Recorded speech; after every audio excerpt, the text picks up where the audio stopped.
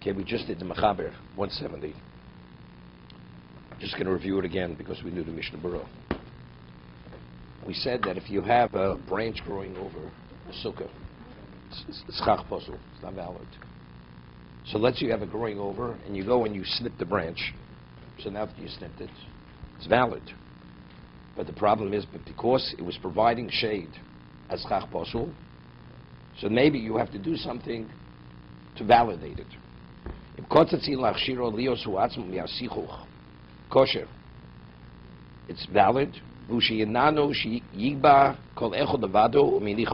have to lift up the schach, that branch, and put it down. You do the same to the other branch. And if you don't lift it and put it down, it's not valid. Why? Because Torah says you should make it. It should not come about by itself. I gave examples yesterday. There's a shach in Hilchos Mezuzah.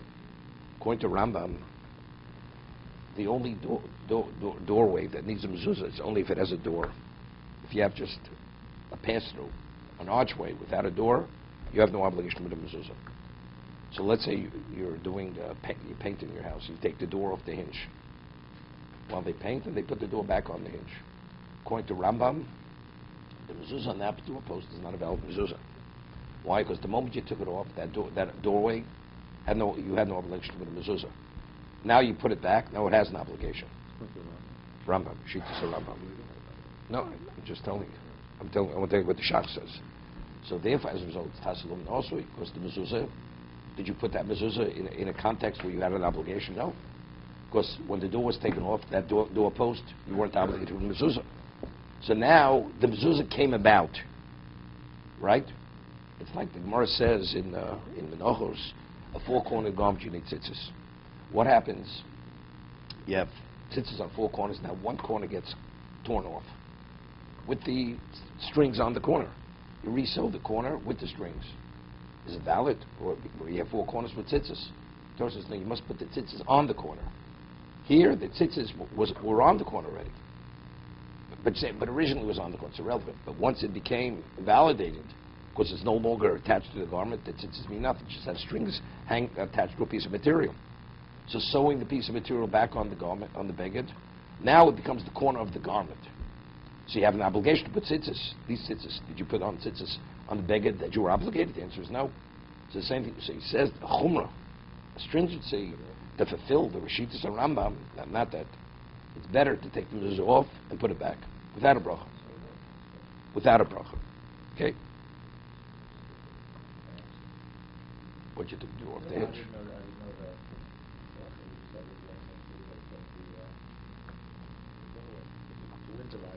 Yeah. You took the door off the hinge.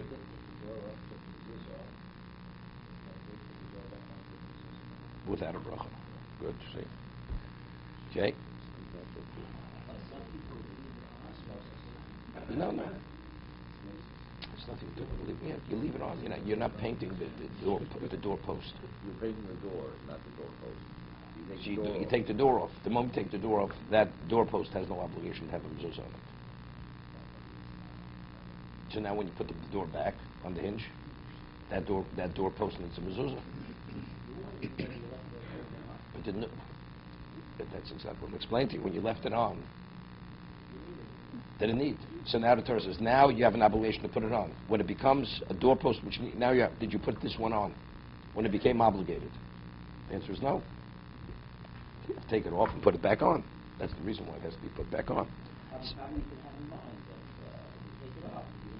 I have in mind this is a piece of bread. Does it make it a piece of bread? It's not a piece of bread you have in mind. The Torah says you have to put it on in a state of obligation. Did you put it on in a state of obligation? The answer is no. The way it looks, a doorway is with a door. Beisecho, Zuz is Beisecho. A bayis has a door. Has a door. That's why he learns.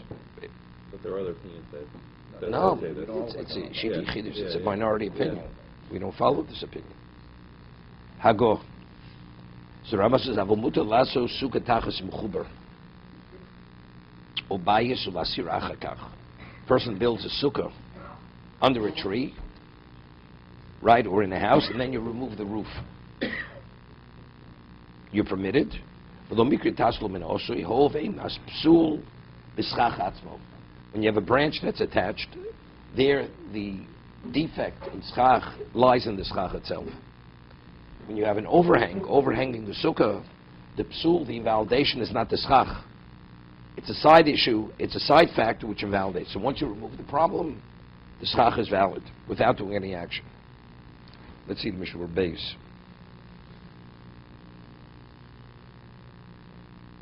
Im kotzatz, Ratzalomar. Av shemitchilo hidlo ilor ala sukkah l'sachech bo. Vavischach posul.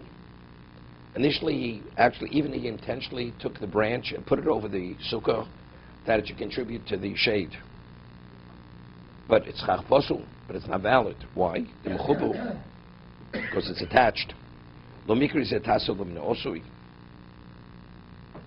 Kev shel b'sof kotzel l'shem sichuch. Have asiyah michodosh v'kosh afil ein shum schach acher. Umikol moko b'ktzitza levad lo mikri asiyo. Gemura. Kevon shelo kotzel kodim sheidlo. Since when he put the branches over, although his intention was shade, so what's the problem? He put it there. But the fact is, when he put it there, what was it? He put schach posul there. So now when he snips it, snipping, detaching it is not an act of putting. Therefore, after he cuts it, he has to lift it and put it down.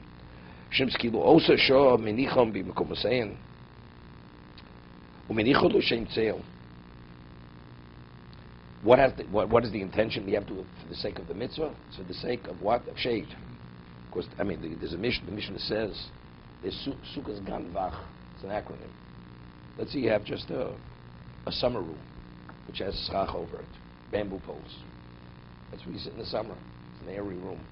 And it's built for that. Sukkos comes. Do you have to do anything to validate it? That's a sukkah. A sukkah is, the roof provides shade. Doesn't have to be made specifically for the sake of a mitzvah. So that's what he's saying. Even if you don't have a mind, you're doing it for the sake of a sukkah, purely to provide shade. If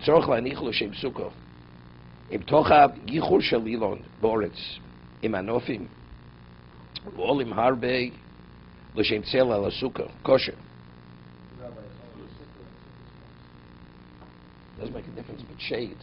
Sukkah means something that was constructed for shade. That's the meaning of sukkah. So this was made for shade. So he says it first takes branches, and branches have leaves, right? And he put it there to provide shade. Kosher. People only shade sale. Let's see, he didn't put it for shade. Kshigiaz man sukkah kive sheyeh l'shem sale posul. Let's say you put a thick covering of branches because you didn't want the rain to come through. So it's for protection, it's not for shade. Come sukkahs, you thin it out. You thin out, right? Because you want, as it says, we'll see later, you have to be able to see the stars, l'chatchila, through the schach. So now when you originally put that undercovering, it wasn't for shade. That was just the first layer to make it thick enough that the water shouldn't come through. So that there, when you thin it out, you'll have to lift the lower level and put it l'shem tzeh for the sake of shade. What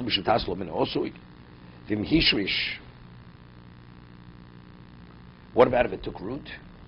It's poshut. Ramos says, what about if you build a sukkah under a shlak in a house, and then you remove the roof, or under a tree? He says, there you have to do nothing to the schach, because the schach in itself is kosher schach. There's a side factor which is validating it. When it's growing, the problem lies in the branch. It's attached, right? But over here, you have a kosher sukkah, a tree grows over it.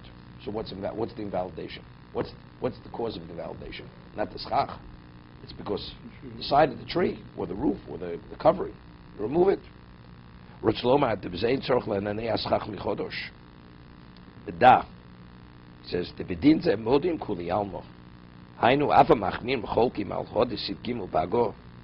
Shemodim bedin zel the hokel kivor bebach mogr ein shom. You have to do nothing. Same thing. Separate discussion.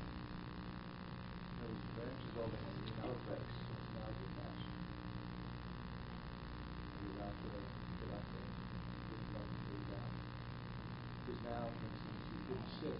The area that was, I think, say, was 5% of the sit area, you could not sit everywhere. Okay, let's talk. We're talking about what's the reason why if it's growing you snip it? Why isn't it valid? Because since you have to make a structure where the roof provides shade. You did not provide the shade came about by itself, the valid shade. What about I have a sukkah where the majority, I don't need the branch. According to second opinion, the branch that grows over the sukkah invalidates the schach. On Yom Tiv, it breaks off. So on Yom Tiv, before it broke off, you couldn't sit under that part of the sukkah. Now it breaks off, you're permitted to sit under that part of the sukkah. I would say yes. Because without that branch, you have sufficient schach. So where's the shade coming? And the branch that's on there now is what? The invalidation is tassim v'mnasui. What provides the shale, you have to put there. But it's not an invalidation. It's not going to invalidate. Understand? If it's attached, that's an invalidation. Here, you're not yotzi with that, but it's not schach posel. Because you didn't put it there. So there, even the second opinion, I don't think will hold that it'll invalidate the schach that it's lying on. To remove it, you can't remove it, it's muktzah. If you wanted to contribute to the shade, yes, but otherwise you just leave it there. What does he say? He says it's not enough. You have to do the makbil. Yeah. Right. All right. So here. That's where the branch is providing shade. It's no worse than what the Ramah says. That's the Ramah. That's the Ramah. The Ramah says if you build a sukkah and you have a roof over it, you have a tree over it. So when you remove the tree, you have to do nothing to the schach kosher. Right? Now we're talking about this case he doesn't talk this particular way. So let's say the branch is still there. So why is the branch? The branch cannot provide shade. But it's not schach posel. Now the branch line is not schach posel. It's kosher schach, except you can't use it because you must create the shade.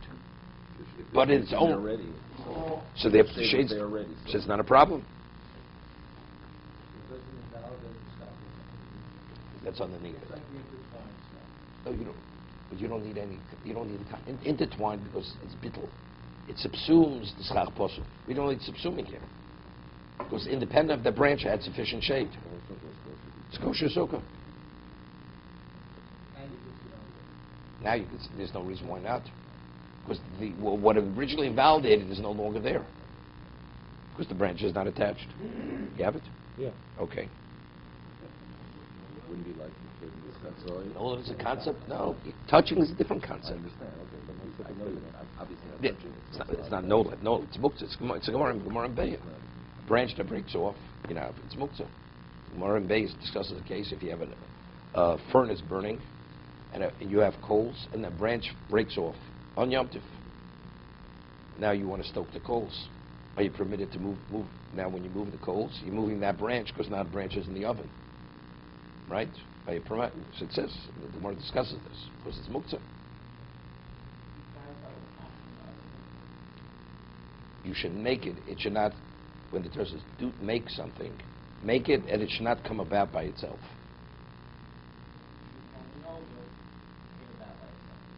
No, not that came. The kosher schach was not put there. So when you snipped it, it became kosher. But did you put the schach on the sukkah for shade? You never put it for shade. It was previously as shade when it was growing. So it came about. But Torah says you have to put the schach for shade. Kosher schach. Did you ever put kosher schach for shade on the sukkah? Yes or no? She said, but there is kosher shade. But you never put it there. Because you must put it there. Doesn't make a difference. That's the Ramah. building under the branch is not a problem.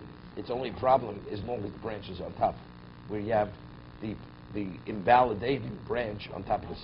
But once I snip it, it's no longer an invalidating branch. But I'm saying you have specifically built underneath it, Right. the branches. You don't have to snip it specifically for your slipper. But you can't, as long as those branches are attached to the tree, you can't sit there. That's the second position in the mechaber. Because anything that's under a tree, it invalidates what's under it. It invalidates what's under it. That's the second opinion. Even though the schach, independent of the tree, provided enough shade. And that's the way we rule. We rule like the second opinion in mechaber. So how do you validate it? By snipping it.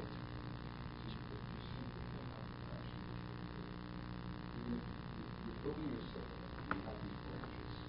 And even... You say to yourself, I can build it here, and then get stock and put it on top, or I could build it underneath the branches without snip. No, everybody agrees. If the branches cannot be the schach, what about if you have kosher schach, which independent of the branches will provide sufficient shade without the tree? No, even that's not permitted. So with the tree, it's understood. If you understand the first, you definitely understand the first thing. Right? Right, it's understood.